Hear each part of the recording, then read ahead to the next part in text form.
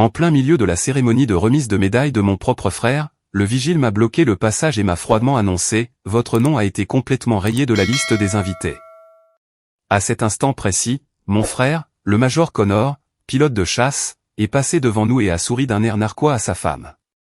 Ma sœur n'est qu'une technicienne informatique glorifiée. Elle aurait dû trouver un véritable officier à épouser, au lieu de se cacher dans le sous-sol du Pentagone. Mes parents se tenaient juste à côté de lui. Ils ont rapidement détourné le regard, faisant semblant de ne pas me connaître, terrifiés par l'embarras. Pendant 15 ans, ils m'ont méprisé, me traitant de lâche qui se cachait derrière un écran. Mais ils n'avaient aucune idée que mon travail de bureau lui avait discrètement sauvé la vie, quelques jours auparavant. Et ils n'avaient aucune idée que je marchais vers cet auditorium pour briser sa fierté, aujourd'hui. Avant de continuer, prenez une seconde pour aimer et vous abonner, mais seulement si vous voulez vraiment savoir comment cela se termine. Et dites-moi, dans les commentaires, d'où vous regardez cette vidéo. Le bruit des chaussures habillées en cuir verni de Connor, claquant sur l'asphalte cuit par le soleil, s'estompait dans la lourde chaleur de l'après-midi. Il n'a même pas ralenti l'allure. Il a simplement continué à marcher vers l'entrée VIP climatisée, son bras nonchalamment passé sous celui de Chloé. Une paire de lunettes de soleil aviateur à monture dorée pendait au col impeccable de son uniforme de la marine. Il portait ce tissu comme s'il s'agissait d'un costume sur mesure destiné à la couverture d'un magazine, et non d'un symbole de service. Il marchait avec cette insupportable arrogance aux épaules lourdes. Le genre d'attitude exclusive aux hommes qui croient sincèrement que le monde leur doit une parade, juste pour s'être réveillés. L'enfant prodige. Un pilote de chasse, un tireur. Pour lui, et pour tous les autres frimeurs foulant le pont d'envol, quiconque ne pressait pas une détente ou ne larguait pas de bombes n'était qu'un POG, un corps occupant un bureau, un gaspillage de l'oxygène des contribuables. Jeter sa propre sœur sur le trottoir, au point de contrôle de sécurité, n'était pas une erreur. Ce n'était pas un oubli. C'était un divertissement. Une blague facile pour faire glousser sa jolie femme, et flatter son ego fragile. Il n'a jamais regardé en arrière. Pas une seule fois. Mais ce n'est pas le petit sourire arrogant de Connor qui a sectionné la dernière artère me reliant encore à cette famille. C'est le silence. Ma mère, Evelyne, se tenait à exactement 1 mètre de là. Ses jointures étaient blanches à force de serrer la fine lanière en cuir de son sac à main de créateur surdimensionné. C'était une femme qui vivait et mourait par les potins du country club et son statut social. En cet instant, j'étais un fardeau. Elle a tourné brusquement la tête vers la droite, soudain fascinée par le panneau de réglementation de sécurité en aluminium, boulonné à la clôture en grillage. Elle fixait les lettres rouges en gras, faisant semblant de trouver ce texte comme étant la chose la plus passionnante sur Terre. Tout cela pour éviter de croiser le regard de sa propre chair et de son propre sang. Et mon père, Richard Fischer, colonel à la retraite, un homme censé saigner rouge, blanc et bleu. Un homme qui avait prêché la loyauté autour de la table du dîner pendant 30 ans. Il ne s'est pas avancé. Il n'a pas exigé que le vigile laisse entrer sa fille. Il a simplement renfrogné son visage. Les rides profondes et irrégulières autour de sa bouche se sont resserrées, formant une expression de dégoût absolu. Mais il n'était pas en colère contre le vigile pour m'avoir manqué de respect. Il était en colère contre moi. Ma simple présence à cette porte était un inconvénient majeur, une tâche sale et embarrassante sur la journée parfaite de son fils parfait. Il a laissé échapper une expiration vive et irritée par le nez. Il a secoué la tête, a tourné les talons, et a emboîté le pas juste derrière Connor. Ils m'ont laissé planter là, du mauvais côté de la barrière, comme des ordures abandonnées sur le trottoir. Le silence est une arme, et ma famille venait de vider un chargeur complet dans ma poitrine. Le jeune agent de sécurité, le quartier-maître Marcus Thorne, se tenait figé derrière le pupitre en métal. Ses yeux faisaient nerveusement des allers-retours, entre le dos fuyant de la famille Fischer et mon visage. Une unique goutte de sueur traçait une ligne nette le long de sa tempe. Il a déplacé son poids, ses bottes raclant le béton. Il avait l'air terrifié. Pire encore, il avait l'air d'avoir pitié de moi. Je détestais la pitié. Toute femme normale aurait craqué. Elle aurait crié sur les silhouettes qui s'éloignaient. Elle aurait piqué une crise, exigé de voir un superviseur, ou se serait effondrée en larmes sur le trottoir brûlant. Je n'ai pas scié. Mon entraînement a pris le relais, un verrouillage psychologique violent et instantané. J'ai ressenti le moment exact où la douleur dans ma poitrine est devenue complètement engourdie. Les bords déchiquetés et saignants de la trahison se sont refroidis, se durcissant pour devenir un bloc de fer massif derrière mes côtes. Ma mâchoire s'est serrée. Ma respiration est tombée à un rythme lent et méthodique. 4 secondes d'inspiration. Pause. 4 secondes d'expiration. J'ai catalogué l'environnement. Le bourdonnement sourd du réseau électrique de la base. Le rugissement lointain d'un moteur d'avion fendant les nuages. Cela m'a permis de rester ancré. Cela a gardé la faiblesse humaine à distance. Mes doigts, qui avaient agrippé le bord de mon trench coat beige avec la force du désespoir, se sont lentement détendus. J'ai laissé mes mains retomber lourdement le long de mon corps. Je n'ai pas tendu les bras. Je n'ai pas appelé leur nom. Les portes de la forteresse, à l'intérieur de mon esprit, ont claqué, et le lourd pêne dormant en acier s'est mis en place. J'ai fixé les silhouettes fuyantes de mes parents, jusqu'à ce qu'elles disparaissent finalement dans les ombres sombres du hall de l'auditorium. Il n'y avait pas une seule larme dans mes yeux. Aucune rougeur, aucune lèvre tremblante. Juste le regard froid et mort d'un prédateur, regardant une cible marcher aveuglément dans un champ de mine. Madame, a marmonné le garde Thorne, la voix légèrement brisée. Je suis vraiment désolé. Je ne fais qu'appliquer la liste. Je ne lui ai pas répondu. Je ne l'ai même pas regardé. J'ai fait un lent pas en arrière. Mon talon s'est légèrement enfoncé dans la bordure de la pelouse parfaitement entretenue de l'académie navale. L'herbe ici était coupée avec une précision militaire. Plate, verte, sans défaut. Une violente rafale de vent s'est soudainement levée de la baie.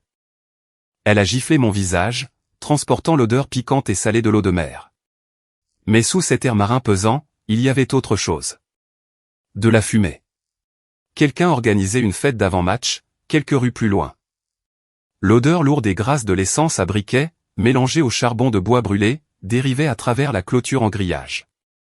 Elle a frappé le fond de ma gorge. Mes poumons se sont figés. C'est une blague cruelle, la façon dont fonctionne le cerveau humain. Vous pouvez construire une forteresse en titane. Vous pouvez enfouir vos émotions sous des kilomètres d'autorisation classifiée, de données d'opérations secrètes et de discipline militaire. Mais une simple odeur aléatoire peut vous arracher le sol sous les pieds. Cette odeur, cette combinaison exacte et écœurante de charbon de bois brûlé et d'herbes fraîchement coupées. En une fraction de seconde, l'asphalte brûlant du point de contrôle de sécurité s'est volatilisé. Le vent m'a violemment ramené en arrière dans le temps, à une soirée d'été humide. De retour sur le patio d'une arrière-cour, où l'épaisse odeur de fumée de barbecue emplissait l'air, et où une lourde médaille d'or reposait, totalement dénuée de valeur, dans mes mains tremblantes. Le jour où j'ai finalement compris que, dans la famille Fischer, j'étais déjà un fantôme. Cette odeur de charbon brûlé et de fumée épaisse a frappé le fond de ma gorge, et soudain, je ne me trouvais plus devant l'académie navale. J'avais de nouveau 18 ans. La graisse de hamburger coulait à travers les grilles rouillées en fonte du barbecue du jardin, heurtant les braises chauffées à blanc dans un sifflement violent. La chaleur de juillet était suffocante, épaisse d'humidité et de l'odeur bon marché de la bière locale. Mon père, le colonel Richard Fischer, tenait court sur le patio en béton. Il se tenait là, le torse bombé, une canette glacée de bière blonde écrasée dans son poing massif. Une douzaine de voisins et d'amis de la famille l'entouraient, formant un cercle étroit, buvant chacune de ses paroles. Au centre de ce cercle se trouvait Connor. Il venait de recevoir sa lettre d'acceptation pour la formation de pilote de l'aéronaval. Il allait devenir pilote, un tireur, un homme qui lâche des bombes et presse des détentes. Mon père a passé un bras lourd autour des épaules de Connor, l'attirant contre lui. Il a levé sa canette de bière bien haut dans les airs. Au véritable héritier du sang guerrier des Fischer, a tonné mon père. Sa voix résonnait contre le revêtement en vinyle de la maison. Ce garçon va dominer le ciel. Nous n'élevons pas des ronds de cuir dans cette maison. Nous élevons des combattants. La foule a explosé en acclamations. Des gobelets en plastique rouge ont été levés. Ma mère, Evelyne, s'est frayé un chemin à travers la porte vitrée coulissante. Elle portait un immense gâteau rectangulaire, provenant de la boulangerie hors de prix du centre-ville. L'épais glaçage sucré était teint d'un bleu patriotique aveuglant. Au centre, écrit avec un glaçage rouge vif, figuraient les mots « l'aigle du ciel ». Connor s'est imprégné de tout cela. Il a affiché ce sourire arrogant et de travers, celui qui disait qu'il croyait fermement être le centre de l'univers. Il a coupé la première part. Mes parents l'ont regardé avec un niveau d'adoration pure et absolue, que je n'avais jamais vu auparavant. Je me tenais dans l'ombre, près de la moustiquaire, les mains profondément enfouies dans les poches de mon jean. Je les regardais célébrer. Je regardais l'enfant prodige recevoir sa couronne. À l'étage, dans ma chambre, posé sur mon bureau en bois bon marché, se trouvait un écrin en velours. À l'intérieur de cette boîte, il y avait une médaille d'or. Du vrai laiton lourd plaqué or, suspendu à un épais ruban de soie. Cette même semaine, j'avais participé au championnat national des algorithmes d'intelligence artificielle. J'avais affronté des milliers des esprits analytiques les plus brillants du pays. J'avais codé un programme prédictif qui avait pulvérisé toutes les métriques existantes au tableau. J'avais remporté la première place, un titre national, un accomplissement qui prouvait que mon cerveau était une arme létale. Je ne voulais pas de fête. Je ne voulais pas de gâteau. Je voulais juste que mon père me regarde de la même manière qu'il regardait Connor. Juste une fois. J'ai attendu. Je suis resté debout, dans l'obscurité moite, pendant des heures. Bien après minuit, le jardin s'est enfin vidé. Les canettes de bière vides ont été jetées à la poubelle.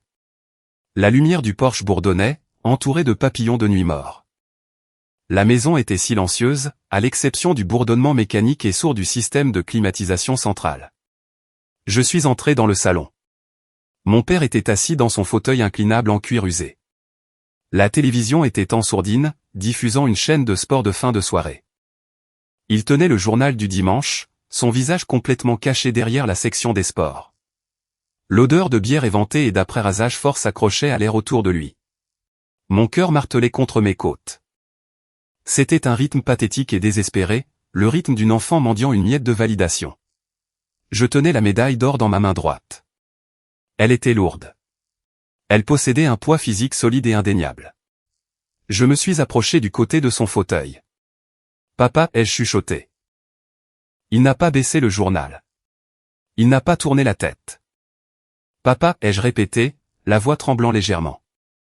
J'ai gagné la première place aux championnats nationaux, pour l'algorithme. J'ai tendu la médaille. L'or a accroché la lumière bleue et vacillante de la télévision muette. Mon père a laissé échapper un lent soupir irrité.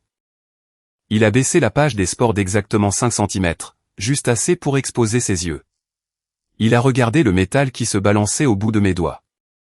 Il n'a pas tendu la main pour la toucher. Il n'a pas regardé mon visage. Il a fixé l'or pendant 2 secondes. « Bon travail » a-t-il dit. 2 mots creux et vides. Un grognement dédaigneux que l'on donnerait à un chien pour avoir rapporté un bâton. Il a remonté le journal d'un coup sec, cachant de nouveau son visage. Le papier a brûlé bruyamment dans la pièce silencieuse. Avant même que je ne puisse retirer ma main, il a incliné la tête vers la cuisine. « Evelyne » a-t-il crié, sa voix soudain pleine de vie et d'énergie. Nous devons doubler les protéines dans l'alimentation de Connor dès demain.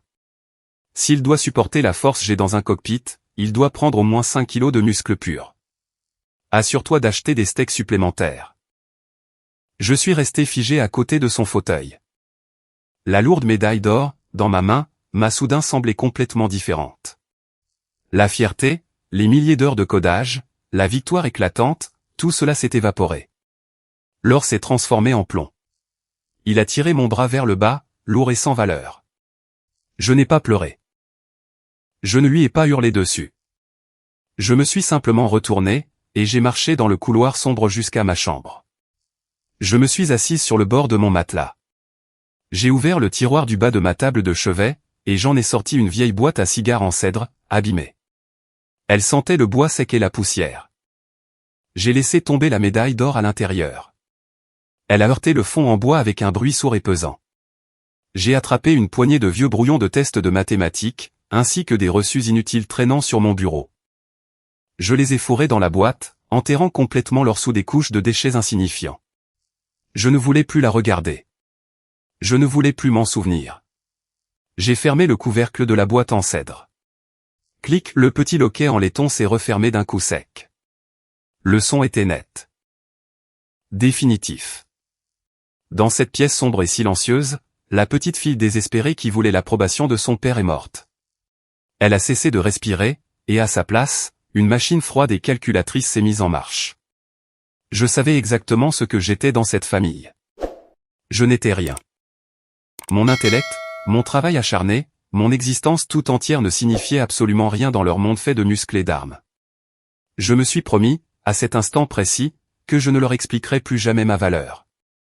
S'ils voulaient vénérer un soldat, je deviendrais une arme qu'ils ne pourraient même jamais concevoir. 4 ans plus tard, l'air à l'intérieur de cette maison semblait toujours exactement le même, suffocant. Le salon sentait le produit d'entretien au citron, le café rassis et les vieux tissus d'ameublement. C'était un musée dédié à un type de gloire très spécifique.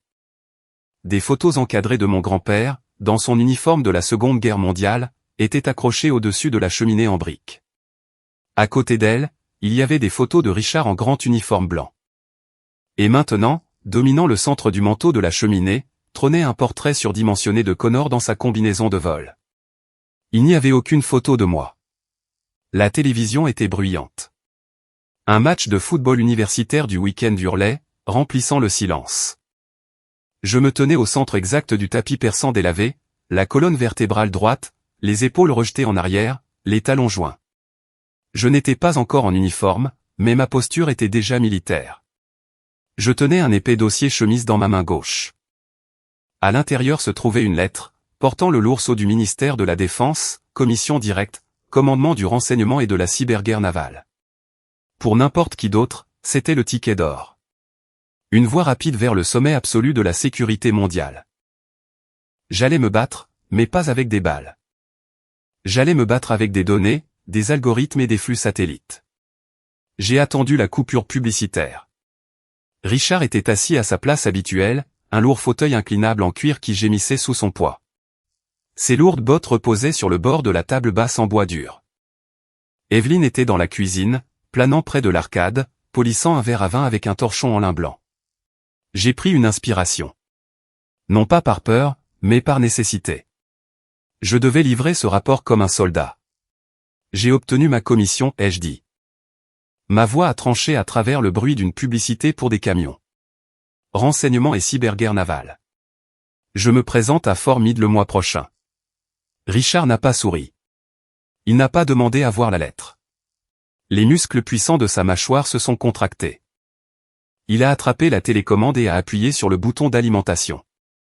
La télévision s'est éteinte d'un coup sec. Le silence soudain dans la pièce était plus lourd que du béton. Il a fait basculer ses bottes de la table. Elles ont heurté le sol avec un bruit fort et sourd. Son visage, habituellement d'un bronzage cuiré par les heures passées sur le terrain de golf, a viré à une nuance sombre et laide de cramoisi. Les veines de son cou épaissaillaient contre le col de son polo. Il s'est penché en avant, appuyant ses avant-bras massifs sur ses genoux.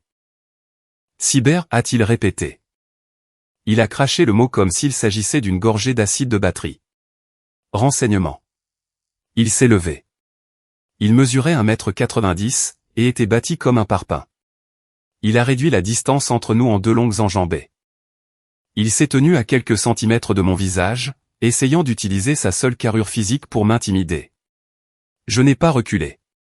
J'ai tenu bon. C'est un travail de lâche, a-t-il grondé. Sa voix était un grondement bas et vibrant qui faisait trembler le plancher. C'est une cachette pour les gens qui n'ont pas le courage de regarder l'ennemi dans les yeux. Les gratte-papier, les ronds de cuir, les pousseurs de clavier. Les gens qui restent assis dans le noir pendant que de vrais hommes saignent dans la boue. Il s'est retourné, et a abattu la paume plate de sa main sur la table basse en chêne. L'impact a été assourdissant. Le bois a craqué sous la force. La télécommande a rebondi, et s'est fracassée sur le parquet. Le sang des fichiers ne tape pas sur des claviers, Alicia. Mon père a pris d'assaut des plages. J'ai commandé des destroyers. Connor va dominer le ciel. Nous pressons des détentes. Nous nous battons. Tu prends un uniforme de la marine que tu ne mérites pas. Juste pour pouvoir jouer sur un ordinateur dans un petit sous-sol bien à l'abri. Tu es une honte pour ce nom. J'ai gardé le menton droit. J'ai regardé directement dans ses yeux furieux et injecté de sang. Je n'ai pas tressailli. Puis, le doux cliquetis des talons d'Evelyne a brisé l'impasse. Elle est sortie de la cuisine, jetant le torchon blanc sur le comptoir. Elle n'avait pas l'air en colère. Elle avait l'air amusée. C'était d'infiniment pire. Elle s'est placée derrière Richard, et a posé une main manucurée sur son épaule tendue. Elle a souri. Un sourire fin et exsangue de country club, qu'elle réservait habituellement aux serveurs des restaurants chers. Oh, laisse tomber, Richard, a-t-elle soupiré. Sa voix dégoulinait d'une fausse pitié toxique. C'est juste un travail de bureau. C'est sans danger. Rester assise dans la climatisation toute la journée est probablement pour le mieux. Tu sais, elle n'est pas bâtie comme Connor. Elle ne peut pas piloter un avion de chasse. Elle n'a pas l'instinct agressif pour la vraie armée. Elle m'a enfin regardé. Ses yeux étaient vides, m'évaluant comme un mauvais investissement. Et puis, peut-être que là-bas, dans ses bureaux, elle rencontrera un gentil analyste ou un comptable. Quelqu'un de calme. Laisse-la faire son petit travail administratif. Ça la garde hors de danger, et hors de notre chemin. Petit travail administratif. Lâche. Honte. Les mots flottaient dans l'air stagnant du salon, se mélangeant à l'odeur du vieux café. Ils ne faisaient pas que piquer. Ils corrodaient. Ils rongeaient les dernières fibres de loyauté que je gardais pour ces gens. N'importe quelle autre fille se serait effondrée. Elle aurait hurlé. Elle aurait ouvert le dossier, et leur aurait mis le sceau du ministère de la Défense sous le nez. Elle aurait expliqué le niveau d'habilitation top secret, les tests psychologiques rigoureux. Le fait indéniable que les guerres modernes n'étaient plus gagnées par des hommes armés de fusils, mais par des fantômes dans la machine. Elle les aurait suppliés à genoux de comprendre sa valeur. Je n'ai pas ouvert la bouche. J'ai refusé de leur donner la satisfaction de voir mes larmes. Je me suis tenu complètement figé au centre du tapis. Mon visage était un masque de pierre froide et dure. Mais, hors de leur champ de vision, caché le long de mon corps, mes mains étaient recroquevillées en poings serrés et impitoyables. Mes ongles s'enfonçaient profondément dans la chair tendre de mes paumes. J'ai appuyé plus fort. La douleur physique aiguë était une distraction nécessaire. Elle gardait la rage solidement enfermée à l'intérieur de ma gorge. J'ai serré jusqu'à ce que la peau cède finalement. J'ai accueilli la brûlure. J'ai absorbé chaque goutte de leur mépris, chaque insulte, chaque sourire condescendant. J'ai tout pris, et je l'ai scellé dans une chambre forte, sombre et lourde, à l'intérieur de ma poitrine. Ce n'était plus seulement un choix de carrière. C'était du carburant nucléaire. Ils pensaient que je fuyais pour me cacher dans un sous-sol. Ils pensaient que je n'étais qu'une secrétaire glorifiée en uniforme. Ils n'avaient absolument aucune idée des guerres silencieuses et invisibles qui faisaient rage au-dessus de leur tête. Ils ne savaient pas que les personnes assises derrière ces claviers détenaient le pouvoir de couper les réseaux électriques mondiaux, de faire s'effondrer les économies internationales, et de faire tomber les satellites de leur orbite. J'ai regardé le visage rouge et dégoûté de mon père. J'ai regardé le sourire arrogant et apitoyé de ma mère. Bien reçu, ai-je dit. Juste 2 mots. Plat, métallique, et totalement dénué de la moindre émotion humaine. Je me suis retourné, et j'ai quitté la maison. Je n'ai pas claqué la lourde porte d'entrée. Je l'ai fermée doucement, délicatement, jusqu'à ce que le peine dormant s'enclenche. En marchant sur l'allée en béton fissurée vers ma berline cabossée, j'ai finalement desserré les poings. 2 petits croissants de lune sombre, faits de sang, tachaient le centre de ma paume gauche. Je n'ai pas essuyé le sang sur mon jean. Je l'ai laissé sécher dans la lourde chaleur estivale. Ce sang était un contrat. Un vœu silencieux fait au cœur de l'après-midi. Il voulait un héros de guerre. Il vénérait les tireurs. Très bien. Je n'allais pas seulement rejoindre le réseau de renseignement. J'allais en devenir le sommet absolu. J'allais bâtir un empire dans l'ombre. Et un jour, les personnes même qu'il vénérait me devraient la vie. 4 étages sous le Pentagone. Le réservoir. Pas de lumière du soleil, pas d'air frais. Juste le souffle glacial et implacable de la climatisation industrielle, et le lourd bourdonnement mécanique des énormes tours de serveurs. Je me tenais au centre exact de la pièce, mes bottes fermement plantées sur le revêtement de sol antistatique. Mes bras étaient étroitement croisés sur ma poitrine. Les 3 étoiles d'argent épinglées à mon col accrochaient l'éclat bleu et dur du murlet de 12 mètres. Vice-amiral Alicia Fischer, commandante de la cyberguerre navale et du renseignement stratégique. Sur l'écran géant, un flux satellite en direct montrait une chaîne de montagnes déchiquetées et sans nom, à l'autre bout du monde. Imagerie thermique, infrarouge à vision frontale. 12 signatures thermiques d'un blanc éclatant se déplaçaient silencieusement sur le terrain d'un noir d'encre. Delta 7, une unité d'opération spéciale de premier plan. Ils étaient jusqu'aux genoux dans la poussière hostile, et leur vie reposait entièrement entre mes mains. La salle était remplie d'analystes du renseignement, d'experts en transmission et de contrôleurs de combat. L'air était épais de tension, et de l'odeur d'ozone mêlée au café rassis. Des hommes et des femmes transpiraient. Leurs épaules étaient voûtées sur des écrans lumineux. Je me tenais parfaitement droite. Je ne m'appuyais pas sur la console. Je ne m'agitais pas. Je respirais lentement, de manière contrôlée, en comptant mes respirations. On ne montre pas de faiblesse dans le réservoir. On ne scie pas. J'ai reculé du plateau principal, glissant mon badge d'accès pour entrer dans le sas de sécurité extérieure. J'avais besoin d'un café noir. Pas de sucre, pas de crème. Juste assez de caféine amère pour garder les bords de ma vision tranchants comme des rasoirs. Alors que j'attrapais un gobelet en polystyrène bon marché au distributeur, le téléavertisseur relais sécurisé, accroché à ma ceinture, a vibré. Un bourdonnement court et sec. C'était un message acheminé depuis mon téléphone personnel, autorisé par le pare-feu de sécurité automatisé. Connor et Frangine, je viens de terminer un super vol. Tu fais toujours des gardes de nuit pour corriger les bugs informatiques dégradés? Si tu peux t'éloigner de ton bureau informatique, je pourrais t'offrir un café demain. Fais-moi signe. J'ai fixé le texte vers lumineux. Le coin de ma bouche a tressailli. Un réflexe aigu et involontaire. Corriger des bugs informatiques. Le bureau informatique. En ce moment même, je commandais un réseau mondial de renseignement qui s'étendait sur 3 océans. Je possédais des codes d'accès capables de plonger un hémisphère entier dans le noir. J'étais en train de materner 12 opérateurs mortels, agissant loin derrière les lignes ennemies. Et pour l'enfant prodige, je n'étais qu'une secrétaire glorifiée, poussant des boutons et installant des mises à jour logicielles. L'arrogance était si épaisse qu'elle en devenait étouffante. J'ai écrasé le gobelet vide dans mon poing. Le plastique a craqué et s'est froissé. Je l'ai jeté à la poubelle. Je n'ai pas répondu. Je ne lui devais pas un seul mot. Je me suis tourné vers la lourde porte en acier. Avant même que ma main ne touche la poignée, l'alarme a retenti. Un klaxon électronique strident a déchiré le centre de commandement. Des stroboscopes rouges clignotants ont coupé la lumière bleue des écrans.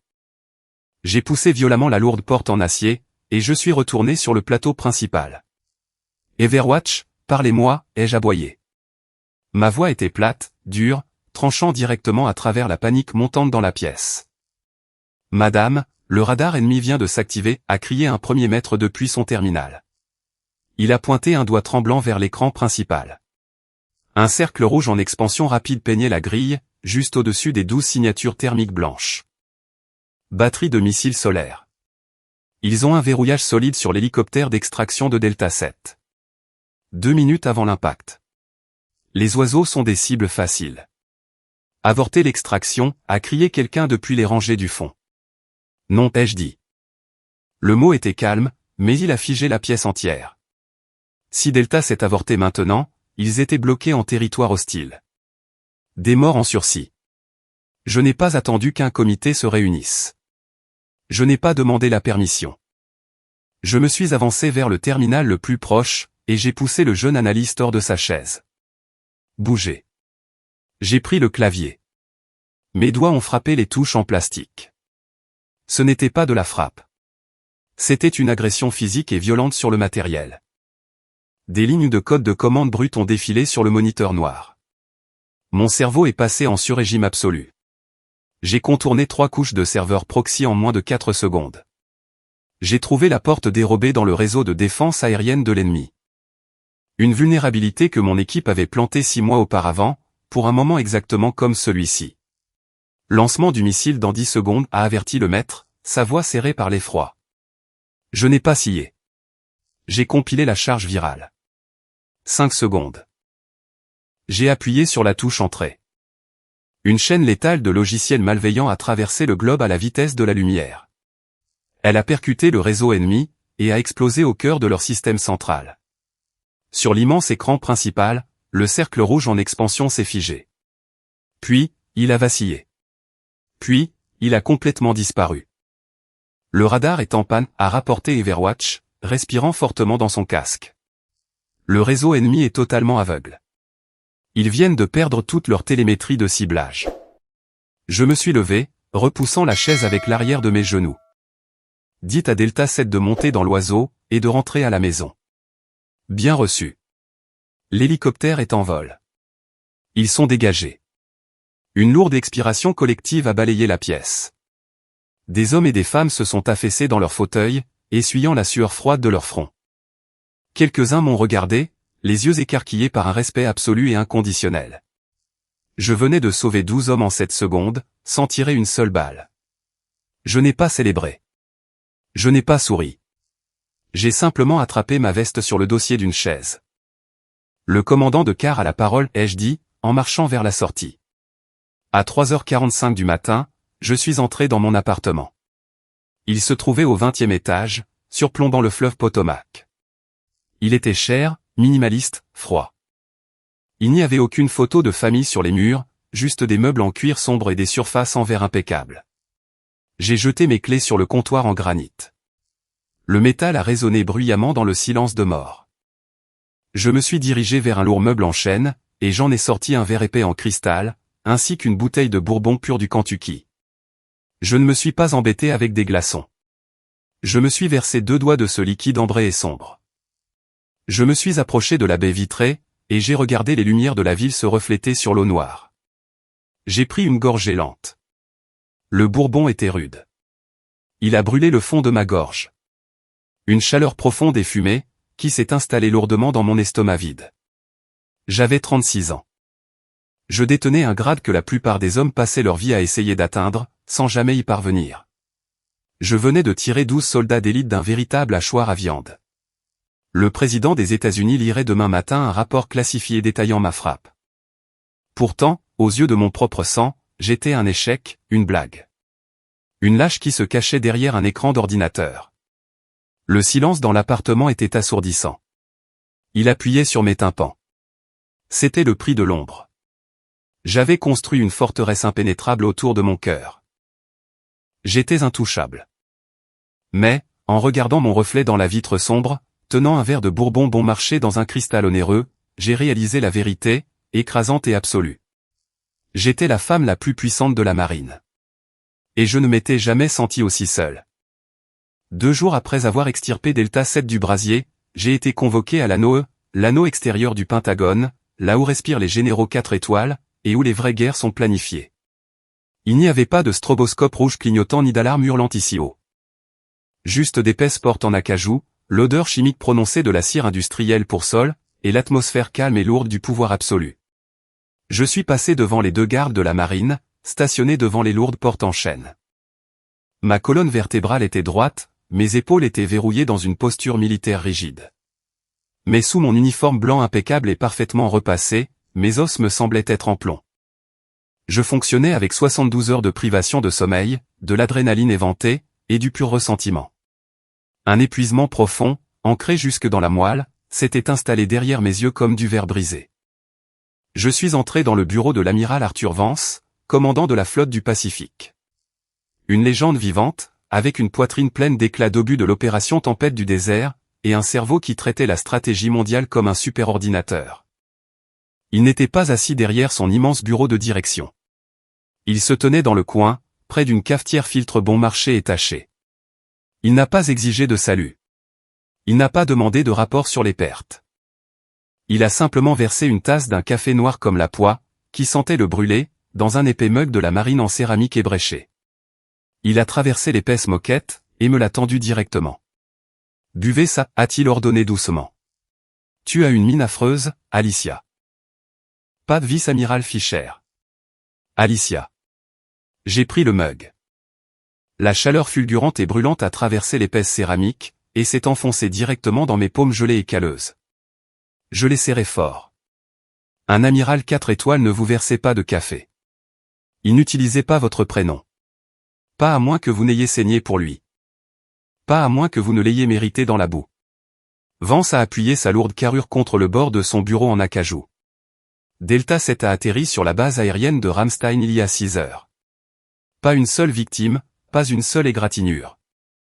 Ses yeux de faucon, entourés de rides profondes et burinées, m'ont cloué sur place. Les médias n'auront pas votre nom. Les attachés de presse vont inventer une histoire pour le public, à propos d'une défaillance mécanique stratégique sur le réseau radar ennemi. Mais le président le sait. Les chefs d'état-major le savent. C'est toi qui as sorti ces garçons du feu, gamine.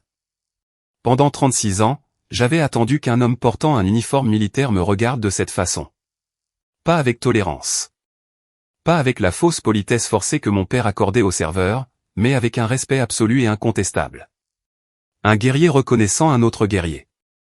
Une fracture microscopique s'est tissée comme une toile d'araignée à travers le bloc de glace solide, dans ma poitrine. J'ai pris une petite gorgée du café amer et boueux. Il a brûlé tout au long de la descente. Il avait le goût du salut. Vance a croisé ses bras massifs. Je ne t'ai pas fait monter ici juste pour du café. L'opération Blackwater va être déclassifiée. Juste la couche supérieure. Assez pour les archives publiques non classifiées. Il a fait une pause, laissant le silence s'étirer dans la pièce lourde. Je vais épingler la médaille du service distingué sur ta poitrine. J'ai cessé de respirer. La pièce a légèrement basculé. La DSM. Vous n'obtenez pas ce morceau de métal pour être resté assise dans une chaise pivotante. Vous l'obtenez pour avoir déplacé l'axe d'une guerre. C'était le sommet de l'accomplissement militaire. Mais, au lieu d'une immense fierté, un nœud malade et lourd s'est violemment tordu dans mon estomac. La voix fantôme de mon père a résonné à l'arrière de mon crâne. Rond de cuir. Lâche. Gratte-papier. Mes épaules se sont affaissées. Une minuscule capitulation physique involontaire. Avec tout mon respect, amiral, ai-je dit, la voix serrée, en regardant le liquide noir. Ça n'aura aucune importance. Vance a froncé les sourcils. Les rides profondes autour de ses yeux se sont plissées, formant un regard dangereux. Pardon ? Ma mâchoire s'est contractée. Je détestais le dire à voix haute. Je détestais leur donner ce pouvoir. Pour ma famille, même avec la médaille, même avec la déclassification, je ne suis qu'une technicienne informatique glorifiée. Une lâche qui se cache dans la climatisation.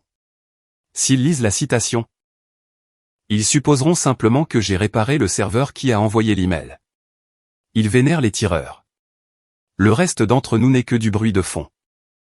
Je me suis préparé. Je m'attendais à une leçon de morale sévère. Je m'attendais à un discours de l'ancienne génération, sur le fait d'ignorer l'ignorance civile et d'honorer l'uniforme. Au lieu de cela, Arthur Vance a jeté la tête en arrière, et a ri. Ce n'était pas un petit rire poli. C'était un aboiement fort, retentissant et prédateur, qui a rebondi sur les murs en acajou. Il ne s'apitoyait pas sur mon sort. Il trouvait la stupidité pure de ma famille absolument hilarante. Il s'est éloigné du bureau, et a marché vers la fenêtre renforcée, regardant les eaux grises et agitées du fleuve Potomac. Une technicienne informatique, a-t-il gloussé, en secouant lentement la tête. D'où Jésus. Il s'est retourné pour me faire face. L'amusement avait disparu. À la place, il y avait une lueur tactique dangereuse. Le regard d'un homme qui prépare une embuscade. Ton petit frère va recevoir ses ailes le mois prochain, n'est-ce pas? Le major Connor Fisher? Un pilote de chasse sortant de Pensacola. J'ai acquiescé lentement, ma prise se resserrant sur le mug. Oui, monsieur. Vance a souri. C'était le sourire d'un loup qui venait de trouver un trou béant dans l'enclos des moutons. Ce serait vraiment dommage, a dit Vance, sa voix tombant à un murmure grave et conspirateur. Une véritable tragédie, si quelqu'un venait à lui voler la vedette. Disons, une présentation surprise de la médaille du service distingué, pour la vice-amirale la plus puissante de la division cyber de la marine. Juste là, sur son estrade. Devant son public. Le lourd mug en céramique dans ma main m'a soudain semblé léger. Une excitation froide et chirurgicale a balayé l'épuisement dans mon sang. Une exécution publique. Une frappe tactique sur la fondation même de l'empire arrogant de mon père. Utiliser le symbole ultime de la puissance militaire, pour écraser l'ego fragile et démesuré de Connor. J'ai regardé l'amiral. Je n'ai pas dit non. La graine de la ruine absolue venait d'être plantée, juste là, sur la moquette de l'anneau E. Mais tirer ce coup signifiait réduire en cendres le pont me reliant à ma famille. Cela signifiait presser la détente sur mon propre sang. Et pour comprendre pourquoi j'étais enfin prête à craquer l'allumette sans la moindre once de regret, vous devez savoir ce qui s'est passé au barbecue dans le jardin, en juillet de l'année dernière. Le 4 juillet, il y a un an. Ce fut le jour où le dernier pont a brûlé. La chaleur dans le jardin de mes parents était suffocante, épaisse, humide. Lourde de l'odeur de la bière locale bon marché, et du soufre des feux d'artifice illégaux qui éclataient dans le quartier voisin. Des guirlandes rouges, blanches et bleues pendaient mollement des gouttières en aluminium. Connor était assis sur une chaise de jardin pliante, tenant court. Son visage était rouge, luisant de sueur et d'alcool. Il tenait une bouteille de bière à moitié vide dans sa main, l'utilisant comme accessoire alors qu'il racontait bruyamment un exercice de combat aérien au-dessus du Pacifique. Il agitait la main, imitant un tonneau à haute force G, se vantant de la façon dont il avait esquivé le verrouillage de missiles d'un avion supérieur. Je me tenais près de la porte vitrée coulissante, sirotant un verre d'eau du robinet. Je regardais sa bouche bouger. Je savais, de sources strictement classifiées, que tout son escadron avait été cloué au sol pour l'entretien de routine des moteurs, pendant toute cette semaine-là. Il n'avait pas volé. Il était resté assis dans une salle d'attente à jouer aux cartes. C'était un mensonge total et fabriqué de toutes pièces. Mais mon père, Richard, s'était penché en avant sur sa chaise, hochant la tête comme s'il écoutait les saintes écritures. Avant que je puisse m'éloigner du bruit, une main s'est abattue durement sur mon triceps gauche. Ma mère, Evelyne. Ses longs ongles en acrylique, peints d'un rouge cerise brillant, se sont enfoncés directement à travers le tissu fin de mon chemisier en coton. Elle a pincé le muscle assez fort pour laisser un bleu, et m'a tiré en arrière, dans la cuisine. La cuisine sentait la mayonnaise lourde, la salade de pommes de terre et l'eau de javel. Elle a lâché mon bras, et a lissé l'avant de sa robe en lin hors de prix. Elle a souri. Un sourire crispé, d'une luminosité terrifiante, qui n'atteignait pas ses yeux froids. J'ai réservé une table au country club pour vendredi prochain, a-t-elle dit. Sa voix était basse, étouffée, gardant les affaires désagréables hors de portée des oreilles des invités. Tu dînes avec le docteur Ryan. Je l'ai dévisagé. Je ne connais pas de docteur Ryan. C'est un chirurgien pédiatrique, divorcé, sans enfant, a-t-elle lâché d'un ton sec, perdant son sourire pendant une fraction de seconde. Il cherche à s'installer. Je lui ai déjà envoyé ta photo. Tu vas y aller. Je suis déployé dans une installation sécurisée vendredi prochain, ai-je répondu platement. Je n'ai pas le temps pour un rendez-vous à l'aveugle. Evelyne s'est moquée. Elle a littéralement levé les yeux au ciel. Oh, je t'en prie, Alicia. Déployée? Tu es assise dans un sous-sol au Pentagone. Tu répares des ordinateurs. Arrête de jouer au petit soldat. Tu as 35 ans. Tu es en train de te dessécher. La vraie valeur d'une femme. C'est l'homme derrière lequel elle se tient. Le docteur Ryan gagne très bien sa vie. Tu pourrais quitter ce stupide travail de bureau, et enfin donner à ton père et à moi quelque chose dont nous pourrions être fiers. Un stupide travail de bureau. La vraie valeur d'une femme. J'ai regardé la femme qui m'avait donné naissance. Elle me regardait comme si j'étais un appareil défectueux, qu'elle essayait désespérément de vendre dans un vide-grenier. Pour elle, une vice-amiral détenant les clés de la cybersécurité mondiale n'avait absolument aucune valeur, comparée à une femme qui irait chercher le café d'un chirurgien local. J'ai ouvert la bouche pour parler, mais la porte vitrée a tremblé en s'ouvrant. Connor a trébuché dans la cuisine. Il sentait la levure aigre et l'eau de colonne forte. Il était ivre, du genre ivrelet et arrogant. Il est passé juste devant notre mère, et a jeté un bras lourd et maladroit autour de mon cou. Il m'a tiré dans une étreinte semblable à une prise de catch, me ramenant sur le patio, devant tout le monde. Et, a hurlé Connor pour couvrir la musique country qui jouait dans les haut-parleurs extérieurs. Les oncles, les cousins et les voisins se sont tournés pour regarder. Regardez qui est enfin sorti de la climatisation. Quelques personnes ont gloussé. Connor a serré mon cou plus fort. Sérieusement, Frangine, a-t-il bafouillé, en pointant sa bouteille de bière vers mon visage. Quand est-ce que tu vas être transféré dans une vraie unité? Tu sais, un endroit avec de vraies armes. Parce que dire au gars de mon escadron que ma sœur est une gratte-papier glorifiée, c'est embarrassant. Tu traînes le nom des fichères dans la boue. Le patio est devenu silencieux. Un silence lourd et inconfortable. Mais alors, Richard a laissé échapper un rire grave et grondant depuis sa chaise de jardin. Il a pris une gorgée de sa bière, et a secoué la tête, amusé par le manque de respect absolu de son fils. Ce rire.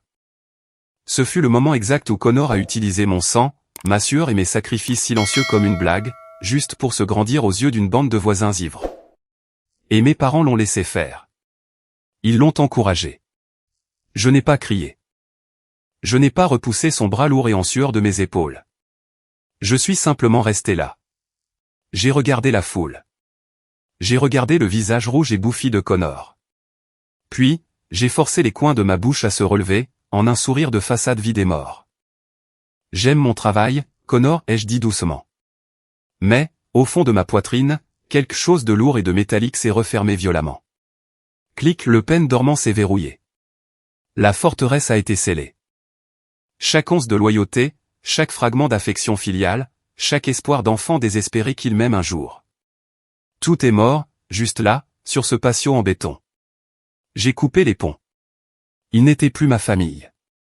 Ils n'étaient plus que des civils. Et c'est exactement pourquoi, debout ici aujourd'hui à la porte de sécurité de l'Académie navale, je n'ai absolument rien ressenti lorsqu'ils m'ont abandonné. L'odeur du barbecue au charbon de bois s'est estompée. Le vent vif et salé de la baie m'a ramené brutalement au présent. Je me tenais sur l'herbe entretenue, regardant mes parents et Connor disparaître dans le hall VIP, pour célébrer ces fausses médailles. Ils pensaient qu'ils venaient de me remettre à ma place. Ils pensaient qu'ils m'avaient laissé humilier sur le trottoir. Avez-vous déjà eu un membre de votre famille qui vous a humilié devant une foule, juste pour se grandir? Lâchez un bouive dans les commentaires, si vous savez exactement ce que ça fait. Et cliquez sur le bouton j'aime et s'abonner par la même occasion. Pour aider à construire cette communauté. Nous n'avons plus à porter leur poids toxique. Je me suis détourné du vigile terrifié. Je ne suis pas retourné à ma voiture. J'ai plongé la main dans la poche de mon trench coat. Mes doigts ont effleuré le métal lourd et solide de 3 étoiles d'argent. Il était temps d'entrer. Le garde Marcus Thorne a déplacé son poids, mal à l'aise.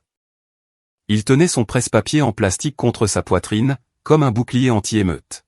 « Madame, a-t-il dit, la voix baissant d'une octave nerveuse. J'ai vraiment besoin que vous sortiez de la file VIP. Vous bloquez la circulation. Je ne veux pas appeler la sécurité de la base, mais vous n'êtes pas sur la liste. » Ma main est restée profondément enfouie dans la poche de mon trench coat beige. Le bout de mes doigts traçait les bords froids et pointus en métal des 3 étoiles d'argent, cachés dans le tissu sombre. Je n'ai pas bougé d'un centimètre. Je n'ai pas discuté. Avant que Thorne ne puisse attraper la radio noire accrochée à sa ceinture de service, un son violent a déchiré l'air humide de l'après-midi. C'était un grondement mécanique et grave. Le vrombissement lourd et incomparable d'un moteur V8 suralimenté, poussé dans ses derniers retranchements. Un énorme SUV blindé noir a déboulé au coin de l'allée de l'Académie. La lourde suspension renforcée s'est affaissée brusquement. Les épais pneus en caoutchouc ont crissé contre l'asphalte cuit par le soleil, laissant de longues traces sombres sur la chaussée. L'odeur de caoutchouc brûlé et d'échappement de moteur chaud a instantanément masqué la brise océanique salée. Le véhicule ne s'est pas contenté de s'arrêter sur le trottoir.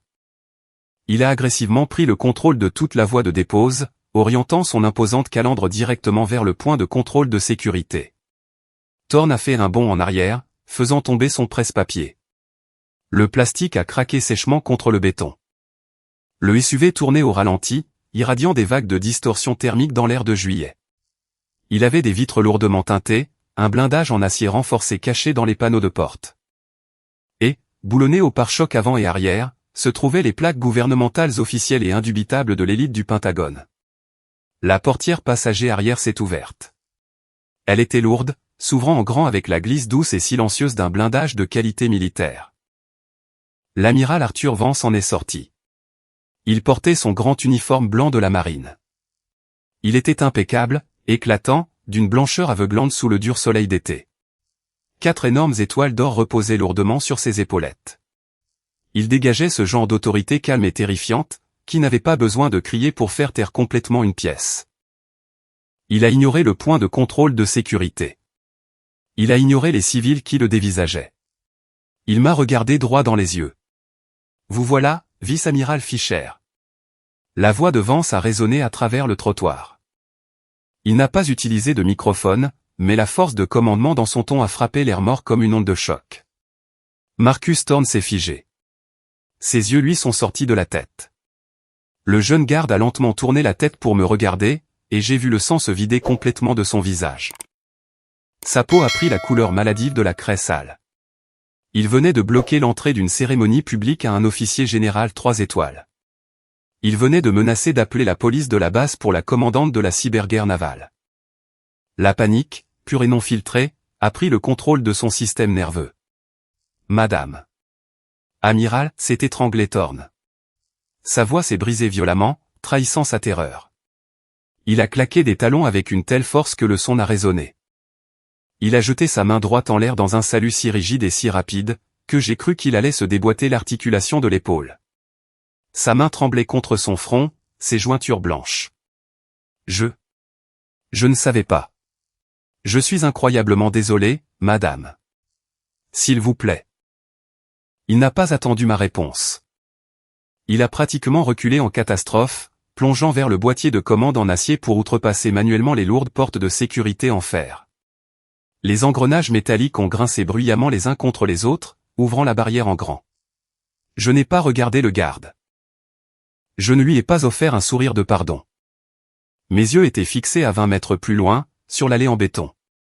La famille Fischer s'était arrêtée net. La voie tonitruante de Vance avait facilement porté par-dessus les pelouses entretenues. Connor était figé en pleine foulée. Ses lunettes de soleil aviateur en or, hors de prix, avaient légèrement glissé sur l'arête de son nez. Il ressemblait à un mannequin bon marché de grand magasin. Richard s'est retourné lentement. Ses larges épaules, d'habitude rejetées en arrière dans cette posture militaire arrogante et artificielle, se sont soudainement affaissées. Sa bouche s'est ouverte, un regard littéralement béant. La rougeur profonde de colère et d'agacement, qui peignait habituellement son visage, a disparu, remplacée par une pâleur maladive et grise. Evelyn se contentait de fixer le vide, son cerveau ne parvenant tout simplement pas à traiter les données entrantes. Ses doigts, ornés de ce vernis rouge cerise brillant, se sont complètement relâchés. Les épaisses lanières en cuir de son sac à main de créateur ridiculement cher ont glissé de sa prise. Le sac a heurté le béton avec un bruit sourd et pathétique. Elle n'a même pas tressailli pour le ramasser. Vance s'est approché de moi. Il ne les a pas regardés. Il a traité ma famille exactement de la même manière qu'il m'avait traité 5 minutes auparavant, comme des ordures laissées sur le trottoir, comme un bruit de fond.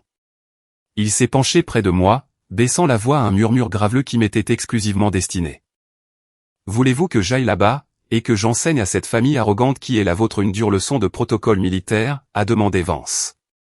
Une lueur dangereuse et prédatrice a brillé dans ses yeux sombres. Il était prêt à éviscérer publiquement Richard Fischer, juste là sur le trottoir. Il voulait les réduire à néant. J'ai regardé mon père. J'ai regardé l'homme qui m'avait appelé lâche, rond de cuir, honte. Maintenant, il fixait mon trench coat beige, ses yeux cherchant frénétiquement le grade que je lui avais caché pendant des années. Il étouffait sous sa propre prise de conscience. J'ai senti les coins de ma bouche se courber lentement vers le haut. Ce n'était pas un sourire de joie.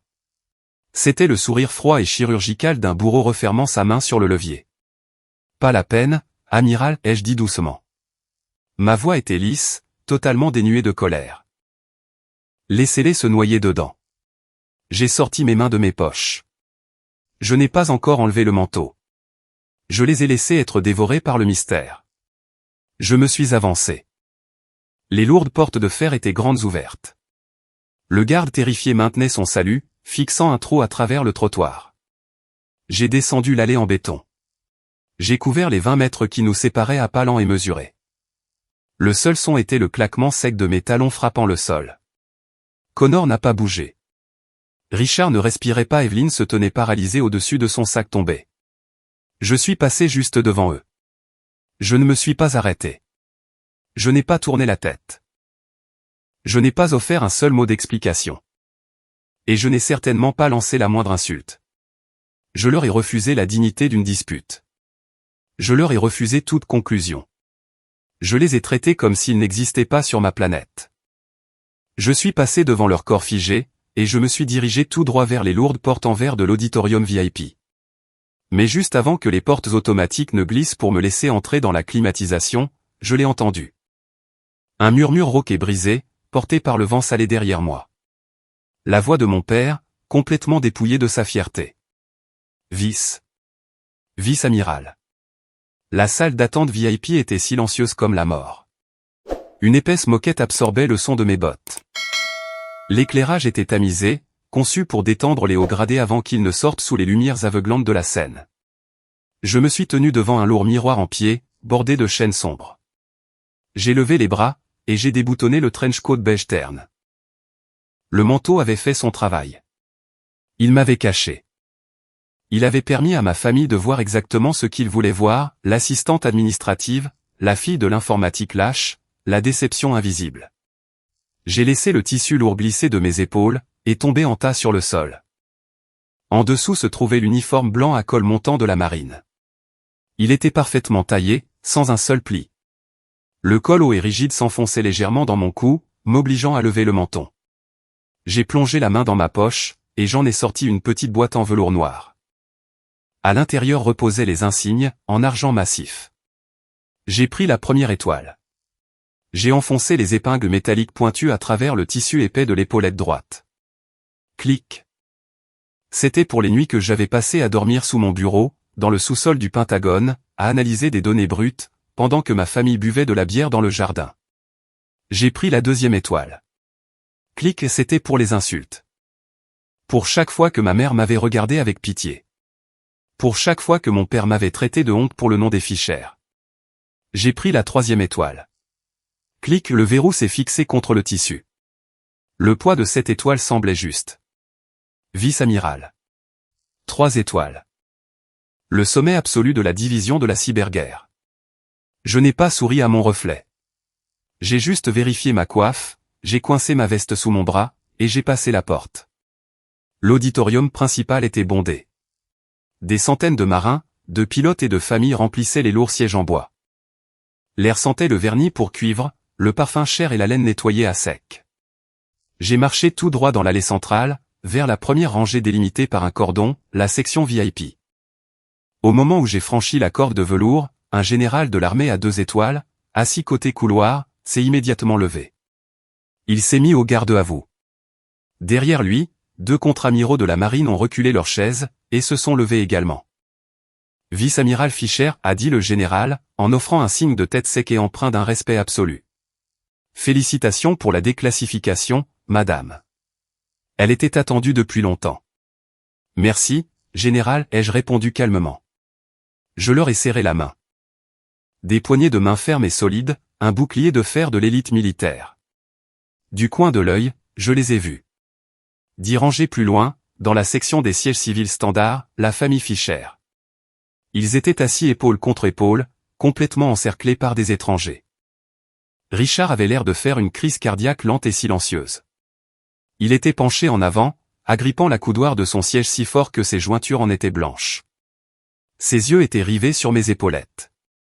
Il comptait les étoiles. 1, 2, 3. Il n'arrêtait pas de cligner des yeux, comme s'il s'attendait à ce que l'argent se transforme en plastique. Evelyne avait l'air physiquement malade. Elle tenait une main sur sa bouche. L'arrogance du country club avait entièrement disparu, remplacée par la panique pure et inaltérée d'une femme réalisant qu'elle venait de passer une décennie à insulter l'une des femmes les plus puissantes de Washington. Je ne leur ai pas fait signe. Je ne les ai même pas reconnus. Je me suis assise au premier rang, j'ai croisé les jambes, et j'ai accepté une flûte en cristal remplie de champagne, offerte par un serveur qui passait. Les lumières de la scène se sont allumées. La cérémonie a commencé. La fanfare a joué les marches habituelles. Un commandant de base a prononcé un discours douloureusement ennuyeux sur le dévouement, et les cieux de demain. Puis, le présentateur s'est approché du microphone. Major Connor Fischer. Connor s'est levé du premier rang de la section des lauréats. Il a gravi les marches en bois jusqu'à la scène. Il était pâle. L'arrogance affichée à la porte de sécurité avait disparu. Il avait certainement vu l'amiral Vance passer un savon aux gardes à l'extérieur. Il savait que quelque chose n'allait pas, mais son ego fragile ne lui permettait pas de reculer maintenant. Il avait un public. Le commandant de la base a épinglé une médaille de recommandation sur la poitrine de Connor. Une récompense mineure, pour un déploiement d'entraînement de routine. Rien de spécial, mais pour Connor, c'était la médaille d'honneur. Il s'est avancé vers le pupitre, et a agrippé les bords du bois. Il a forcé un sourire prétentieux pour les caméras. « Je tiens à remercier mon commandement, a dit Connor, sa voix résonnant dans les énormes haut-parleurs. Mais je veux surtout remercier mon père, le colonel Richard Fisher. Il m'a appris ce que signifie être un vrai guerrier. Il m'a appris que le sang des Fisher a sa place sur les lignes de front. Nous ne nous cachons pas dans des bureaux. Nous affrontons l'ennemi de front. » Il a fait une pause, s'attendant à un tonnerre d'applaudissements. Il n'a obtenu que quelques applaudissements polis et dispersés depuis les rangées civiles. J'étais assise directement dans sa ligne de mire, à 6 mètres de là. J'ai lentement fait tourner le champagne dans mon verre. J'ai levé les yeux vers lui. Je ne l'ai pas foudroyé du regard. Je lui ai juste lancé un regard de pitié profonde et dévastatrice. Le genre de regard que l'on jette à un chien qui n'arrête pas de foncer dans une porte vitrée. Connor a vu les 3 étoiles sur mes épaules, et sa voix s'est étranglée. Il a dégluti difficilement, sa pomme d'Adam oscillant. Il a rapidement détourné le regard, fixant le mur du fond de l'auditorium. Il a conclu son discours par un remerciement générique et précipité. Il a fait un pas en arrière du pupitre. Le public a commencé à applaudir. Il s'est retourné pour quitter la scène, impatient d'échapper à la pression étouffante de la pièce. Il n'a pas atteint les escaliers. Depuis les ombres sombres de l'aile gauche de la scène, une silhouette massive s'est avancée sous les projecteurs aveuglants. L'amiral Arthur Vance. Les applaudissements dans l'auditorium sont morts instantanément. Le silence a été si soudain, et si absolu, qu'on aurait dit que l'air avait été aspiré hors de la pièce. Un amiral 4 étoiles ne s'incruste pas dans une cérémonie de remise de médailles de routine pour un major de bas niveau. Ça n'arrive tout simplement pas. Vance a traversé lentement la scène en bois. Il n'a pas regardé Connor. Il est passé juste à côté de lui, forçant le major à reculer maladroitement pour s'écarter de son chemin. Vance a attrapé le pied du microphone. Il l'a ajusté avec un grincement métallique bruyant, qui a résonné dans la pièce morte et silencieuse. Il a regardé la foule. Ses yeux étaient complètement noirs. Le jeu était terminé. L'exécution allait commencer. Le crissement du larcène du microphone a coupé l'air lourd de l'auditorium. L'amiral Arthur Vance se tenait au pupitre en bois. Il n'a pas tapoté le microphone. Il n'a pas souri. Il a agrippé les bords du pupitre avec 2 mains massives et cicatrisées, et s'est penché en avant. Les lumières de la scène se reflétaient sur les 4 étoiles d'or de ses épaulettes. Aujourd'hui, nous avons un honneur rare et distinct, a tonné la voix de Vance. C'était un son graveleux, impitoyable, qui exigeait une obéissance absolue. Une déclassification au niveau national, autorisée directement par les chefs d'état-major interarmés. Un murmure sourd a parcouru les centaines de personnes assises dans les sièges en velours. Les déclassifications ne se produisaient pas lors de cérémonies de remise de prix de routine. Je vous présente la commandante de l'opération Blackwater, a poursuivi Vance, ses yeux balayant le premier rang. La vice-amirale Alicia Fisher. La réaction a été instantanée. Absolument tous les officiers en service actif présents dans la pièce, généraux, amiraux, capitaines et lieutenants, ont bondi de leur siège. Le bruit de centaines de lourdes bottes en cuir frappant le plancher a résonné comme un coup de feu. Ils se sont mis au garde-à-vous, le dos droit, le menton levé, un mur de respect militaire absolu et inconditionnel. Je me suis levé. Je suis sorti de la rangée VIP, et j'ai marché vers les escaliers en bois. Mes talons ont claqué sèchement contre la scène. Je me suis approché du pupitre. Vance s'est retourné, a reculé d'un pas, et m'a offert un salut vif et parfait. Je le lui ai rendu. Il m'a remis la médaille du service distingué. Le lourd ruban or et bleu reposait dans ma paume. Je me suis tourné pour faire face à la foule. J'ai regardé droit devant, par-delà le mur d'officiers debout. J'ai baissé les yeux vers la rangée 10. Richard Fisher était collé à son siège. Sa mâchoire pendait. Son visage était d'une pâleur grise maladive, complètement vidé du sang arrogant qui pompait habituellement dans ses veines. Evelyn était figée à côté de lui, ses mains couvrant sa bouche, ses yeux écarquillés par un mélange d'horreur et de profonde humiliation. Il regardait un fantôme. Un fantôme portant 3 étoiles d'argent. Mais le jeu n'était pas terminé. Vance est retourné au microphone. Il a baissé les yeux vers la section des lauréats, verrouillant ses yeux sombres et prédateurs directement sur Connor. Le réseau de renseignement commandé par la vice-amirale Fisher a intercepté un verrouillage solaire hostile il y a 4 jours, a déclaré froidement Vance, laissant les mots flotter dans la pièce silencieuse. Sa frappe tactique immédiate a désactivé le réseau ennemi. Elle est l'unique raison pour laquelle l'escadron de chasse du Golfe Persique ne se trouve pas actuellement dans des boîtes en sapin. Le sol s'est dérobé sous les pieds de l'auditoire. Connor connaissait cet escadron. C'était son escadron.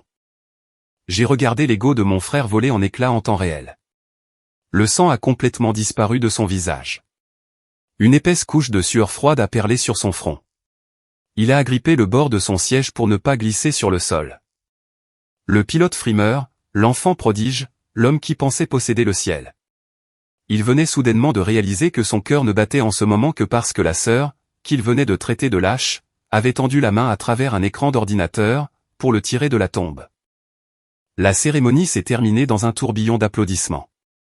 Dès que les lumières de la salle se sont rallumées, la famille Fischer a pris la scène d'assaut. Ils ont bousculé les civils confus, leurs visages tordus par une panique frénétique et désespérée. Ils devaient sécuriser leur investissement. Ils devaient contrôler le récit. Ils n'en ont pas eu l'occasion. Julian Cross, un imposant colonel des marines et l'aide de camp personnel de Vance, les a interceptés au bas des escaliers. Il ne leur a pas demandé poliment.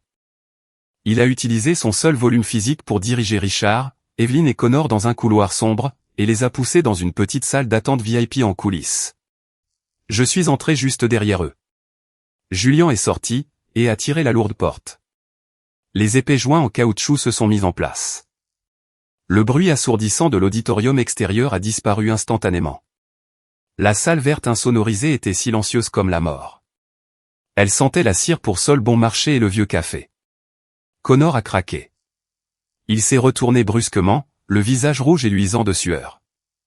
Il a pointé un doigt tremblant droit sur mon visage. « Tu m'as piégé » a hurlé Connor, sa voix se brisant et résonnant sur les murs isolés.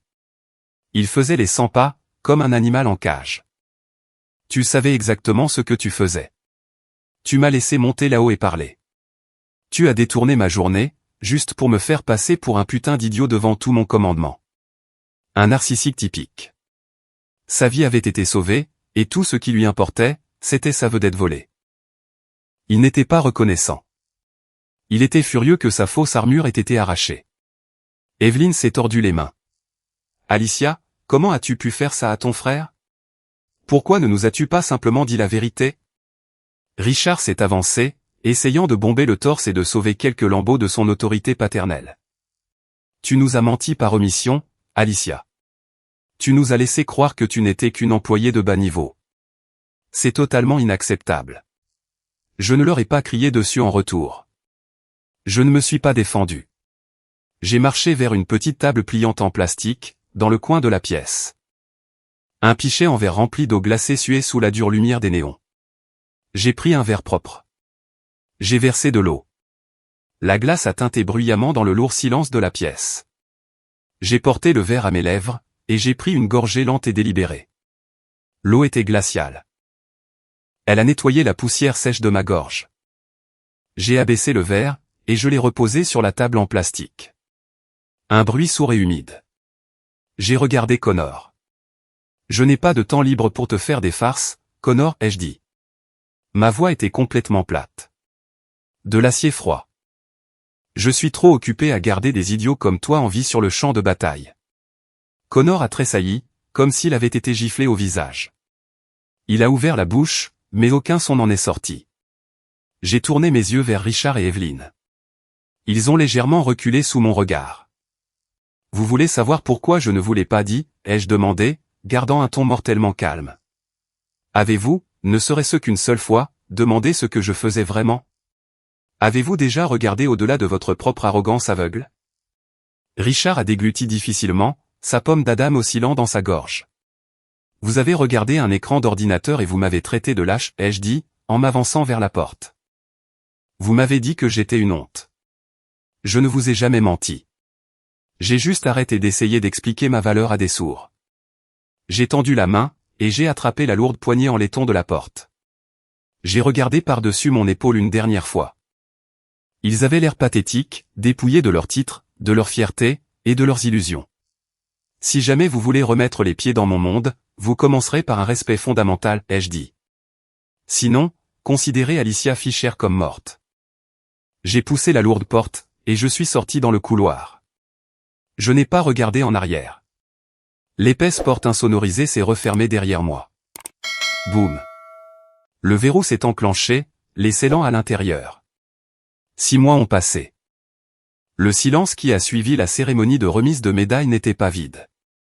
C'était le bruit sourd et grinçant d'une hiérarchie qui s'effondre. C'était un mardi soir, lorsque j'ai franchi la porte d'entrée de la maison Fischer. Je ne venais pas souvent. Je gardais mes distances. L'air à l'intérieur de la maison semblait complètement différent. L'odeur suffocante de bière locale éventée et de cire pour meubles au citron avait disparu. À la place, le parfum vif et net de bois de cerisier fraîchement coupé, et de teinture chimique sombre pour bois, flottait lourdement dans le salon. Richard se tenait dans le coin le plus éloigné. Il portait un jean en dénime délavé et une simple chemise grise. Ses épaules étaient affaissées. La posture militaire rigide et artificielle avait disparu. Il avait l'air vieux. Il avait l'air fatigué. Il tenait un lourd cadre en verre dans ses mains calleuses, une vitrine personnalisée. Je me suis arrêté dans le couloir. Je n'ai pas annoncé ma présence. Je l'ai juste regardé travailler. Il a soigneusement pressé un épais carré de velours bleu foncé dans le cadre en bois. Puis, il s'est penché au-dessus de la table basse, et a ramassé une lourde médaille d'or. Ma médaille du service distingué. Il ne l'a pas jetée de côté. Il n'a pas grogné en se cachant derrière un journal sportif. Il a manipulé la médaille avec une vénération absolue. Il a monté la médaille au centre exact de la boîte. Tout en haut, juste sous ma médaille, il a épinglé ses propres décorations. Et tout en bas, enfouis sous le poids de la division du renseignement, se trouvaient les ailes de vol en argent de Connor. Les armes et les tireurs étaient enfin placés sous le bouclier. Richard a reculé. Il a essuyé la sueur de bois de son jean, avec les paumes de ses mains. Il ne s'agit plus de presser des détentes, a dit doucement Richard. Il ne s'est pas retourné pour me regarder, mais il savait que j'étais là, dans l'ombre. Il s'agit du poids du service. Et c'est toi qui portes le poids le plus lourd dans cette famille, Alicia. Un immense service. Un aveu. Avec 36 ans de retard. Mais les mots avaient été prononcés. Je ne l'ai pas remercié. Je me suis retourné, et je suis ressorti par la porte d'entrée. L'air d'octobre était vif. Il portait un froid mordant qui pinçait la nuque. J'ai marché sur le porche en bois. Connor était assis sur la marche du haut. L'enfant prodige, le tireur frimeur. Il portait une simple veste noire. Pas d'uniforme, pas d'arrogance. Il tenait ses lunettes de soleil aviateur à monture dorée dans ses mains nues. Il les tournait et les retournait, tordant les montures métalliques avec ses doigts. Les planches du porche ont grincé bruyamment sous mes lourdes bottes. Je me suis arrêté à exactement 60 centimètres derrière lui. Il n'a pas levé les yeux. Il fixait l'allée en béton fissuré. J'étais jaloux, a marmonné Connor. Les mots sonnaient comme s'ils lui raclaient l'intérieur de la gorge. Rude, laid. Vrai. J'ai toujours su que tu étais plus intelligente. J'ai utilisé ma grande gueule et le carburant pour avion pour le cacher. Pour me faire paraître plus grand que je ne l'étais en réalité. Il a arrêté de tourner les lunettes. Ses jointures sont devenues blanches. Il a écrasé les lunettes dans sa poigne. Le fin métal doré s'est plié et a cédé, avec un craquement sec. Il a laissé tomber les morceaux brisés sur les marches en bois. Tu as tiré mes gars d'un cimetière, a dit Connor. Sa voix est tombée à un murmure dur et brisé. Je te dois la vie. Je te dois la vie de mon escadron. Il a finalement tourné la tête, et a levé les yeux vers moi. Ses yeux étaient injectés de sang.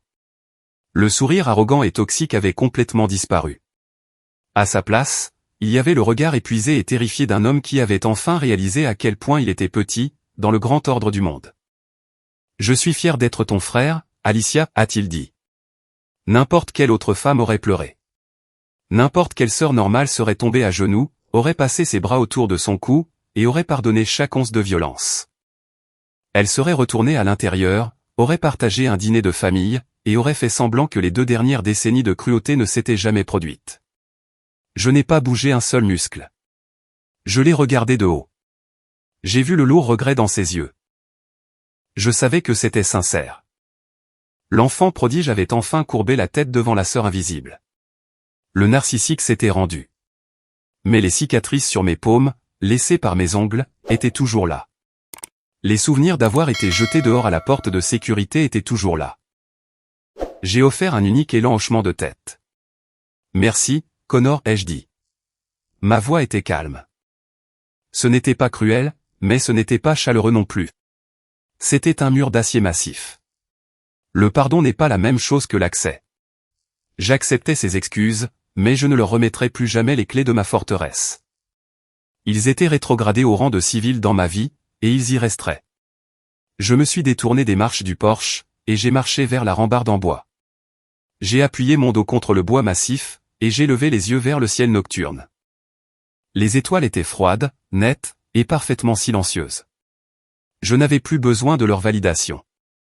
Je n'avais pas besoin de la vitrine en cerisier de Richard, ni de la fierté brisée de Connor, pour connaître ma valeur. J'ai levé la main, et j'ai pressé ma paume droite à plat contre ma propre poitrine. Sous le tissu épais de ma veste, j'ai senti le battement lourd et régulier de mon propre cœur. Il battait pour moi. Il battait pour les hommes et les femmes que je gardais en vie, dans l'ombre. La famille Fischer s'était enfin rendue, mais j'ai réalisé que je n'avais même pas besoin de cette victoire. Ma valeur était entièrement déterminée par mes propres mains. Mon âme était complètement libre. J'ai regardé vers la rue sombre et silencieuse, respirant l'air froid. La famille ne détermine pas votre valeur. Les liens du sang ne donnent à personne un laissez-passer pour vous traiter comme un déchet. La vraie force ne vient pas du fait de détruire les personnes qui vous ont fait du mal. Elle vient du fait de construire une frontière en acier, si haute et si épaisse, qu'ils ne pourront plus jamais vous toucher. Si vous avez déjà été l'enfant invisible, si vous avez déjà été sous-estimé par les personnes censées vous protéger, je veux que vous écriviez le mot libre dans les commentaires, tout de suite. Faites-moi savoir que je ne parle pas dans une pièce vide. Cliquez sur le bouton j'aime, abonnez-vous à la chaîne, et commencez à construire votre propre forteresse. Vous ne leur devez rien.